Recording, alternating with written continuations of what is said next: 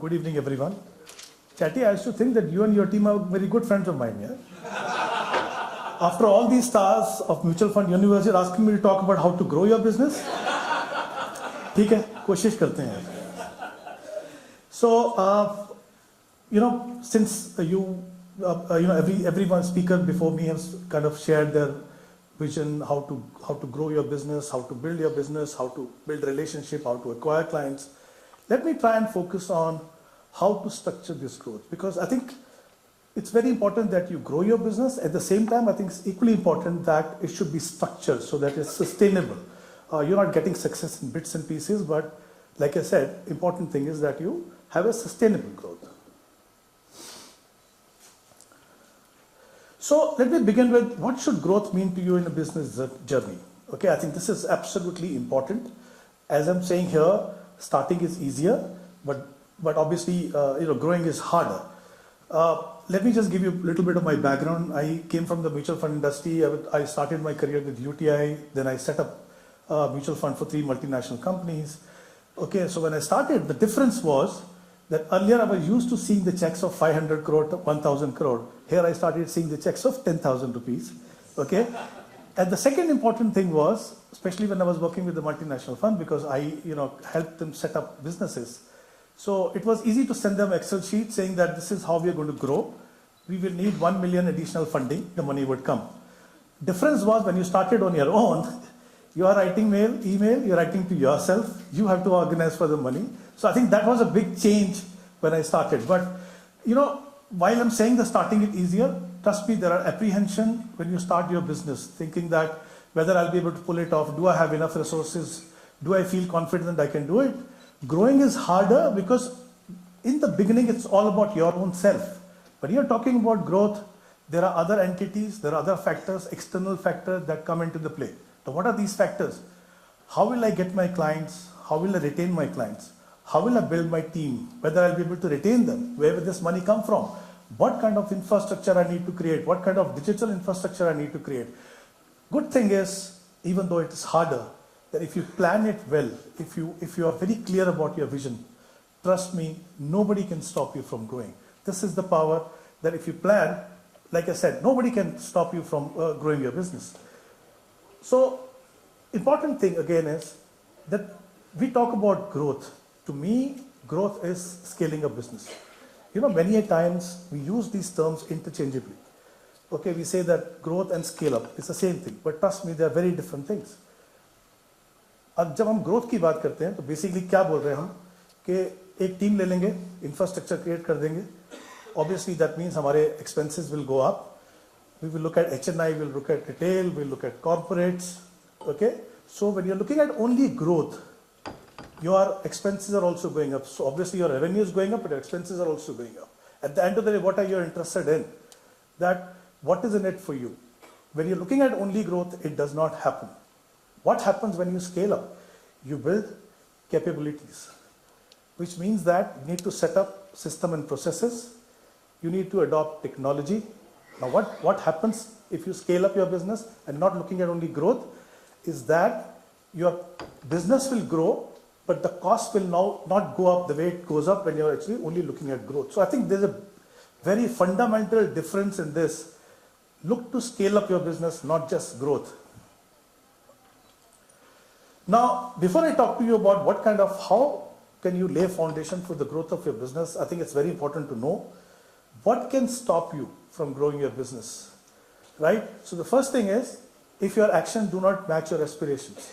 All of us want to grow, but if you're not willing to take a risk, if you're not willing to set up a team, if you're not willing to work hard, if you don't have a vision, there is always going to be a gap. It'll be very, very difficult for you to grow your business. What happens when the client comes to us? Why do we tell them that you should follow a goal-based investment process and not come with only single goal? I think it's absolutely important that you don't leave any gap in what you aspire to achieve and what your actions are. If you leave the gap, growth is going to be very, very difficult. If you're stuck in everyday rut, I've seen many examples that either if you're alone or even if you have a team of, let's say, 1 or 2 people, everyone cannot afford to have a large team in the beginning. So maybe you start with 1 or 2 people. What happens then?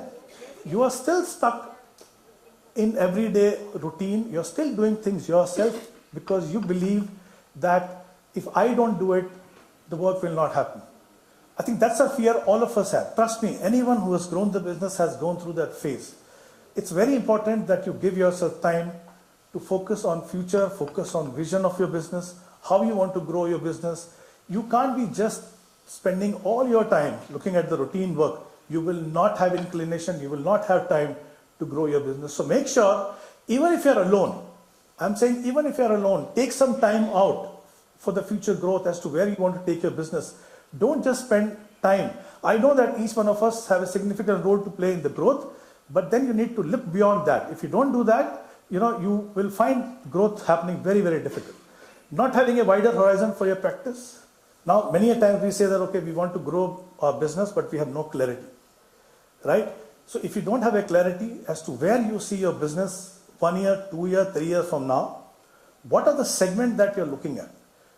Okay, how will you acquire your clients? If you don't have a plan, it's going to be very, very difficult, because it's exactly the same example like I gave. Any client that comes to us, we tell them to follow a goal-based process. So if someone comes and says, I want to build wealth over the next 15 years, we do still sit down with them and say that you're going to have goals within these 15 years. So you need to provide for everything. Exactly the same thing we need to do for our business. We can't be just looking at a narrow vision of what the business should be. We must have a wider vision as to where we want our practice to be. If you are someone who are looking to get the results in 1 or 2 years, the growth is very, very difficult. It's a long-term process. Okay, there are going to be a lot of challenges. But like I said right at the beginning, you can face all the challenges provided you are ready for them. Okay, and the success that you will get largely will depend on how you are able to face those challenges over the next maybe 5 years, 10 years, 15 years. It's a long journey. I mean, by the way, I started Wise Invest 20 years ago. So it's been a long journey. And of course, there have been a number of challenges during this period. And we were able to handle it because we were very clear where we wanted to be. If you think that by just increasing the number of people you can grow a business, I think that's not how it works. I mean, I can give you an example of number of companies that I know. There were companies, I won't name them, who started their mutual fund distribution and the distribution business per se with a big bang, opening 40, 50 offices, hiring hundreds of people, and trust me, they disappeared completely within 5 years, right? So while I agree that the team is important to make your business grow, you need to have a plan. Okay, like I said right at the beginning, don't look at only growth, look at scaling up. So while the team is important, it's not how many people you have. You need to have the right number of people, right kind of people with you who can help you grow your business. Many a times we think that only qualified people can help us grow a business. If you talk to experienced people, they tell you, if you want to grow your business, look for the people who are smarter than you. Yes, it does work, but it does not work at the beginning. It only works when you reach a certain size. Till then, we talked about, Kshitij talked about having people with you who are aligned to your goal. And that's what exactly I think each one of us need to do. If you really want to build team, you need to make sure that those are people who are aligned with your thinking. They must have a clarity as to what is that you want to achieve with your business. What are the things that we need to do? Okay, I think someone already talked about focus. Focus is very, very important. I said you must have a wider vision for your practice. Okay, but when it comes to implementation, you need to be very, very focused. Now, what happens when you're in the process of setting a business? We talk to so many people. We see somebody successful, somebody not so successful. We try to avoid certain things, and we want to kind of implement everything into our business. Somebody has a different model, somebody has some other model, we want to follow that. Don't ever do that. I think you need to understand what is that something that works for you. Because if you try and follow others, so you need to make sure that you're very, very focused there. Look at your strength, look at your weaknesses, and work accordingly. Second is to align. Make sure that everyone in your team is aligned to the goal that you're trying to achieve. I would say, even if you're alone, okay, your own thinking, your own working should be aligned to what you want your business to be. It's absolutely important that everyone working with you, whether it's 1%, 2% team, or whatever number of people, make sure that they're all aligned with your thought process. Organize, it's very important. Again, I did talk about scaling up your business, and that cannot happen unless and until you're organized. You need to have system processes in place. For example, I can share the example that what we do is that we have a very structured, meeting process as to what frequency we're going to meet people. What is that you need to carry for the meeting? What is that you're going to be discussing? What happened in the last meeting, whether we did everything what was discussed in the meeting or not? Now what happens is when you organize this, you will never have a situation where the client is not happy with you, because you've taken care of whatever has been promised to him, whatever has been discussed. And in fact, it really helps you in terms of exceeding the expectation because you're totally organized. Whether it's client servicing, everything has to be absolutely clear how you are going to organize that. Because if you don't organize, it's going to be very, very difficult for you to scale up your business. Delegate. This is something, I think, the key to success of your business. Even if you have a small team of 1 or 2 persons, I think it's important that we learn to delegate. Many of us are, as I mentioned right at the beginning, we want to do things ourselves because we think that I'm the most important person for my business. If I don't work, if I'm not involved in everything, things are not going to happen. Now, what happens when you don't delegate, or if you don't delegate the right way? Now, many a times what I've seen is there is a team and you just delegate the work, right? You don't delegate responsibility. You don't delegate authority. Now, because of that, people are not able to do their best. So, second thing is, when you delegate, it helps you identify the people who can take your business to the next level, who can be given more responsibility. For building a business, you need number of pillars, not 1 or 2 pillars. So I think it's very important that we delegate. Automate, of course, we all know how important it is to adopt technology. Unless and until you do that, you are obviously not going to see the efficiency in your business. So it's very, very important that we automate. So I think these are the things which will help you really in laying the foundation to ensure growth in your business.